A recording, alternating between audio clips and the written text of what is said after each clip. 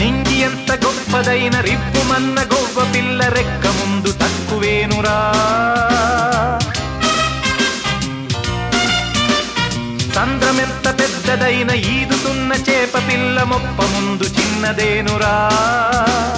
పిడుగు వంటి పిడికిలెత్తి ఉరుము వల్లే హుంకరిస్తే దిక్కులన్నీ పిక్కటిల్లురా. ఆశయాల అశ్వమెక్కి అదుపులేని కథను తొక్కి అవధులన్నీ అధిగమించరా. త్రివిక్రమా పరాక్రమించరా, విశాల విశ్వమాక్రమించరా. జలది సైతమాత్మలేని జ్వాల ఓలె ప్రజ్వలించరా.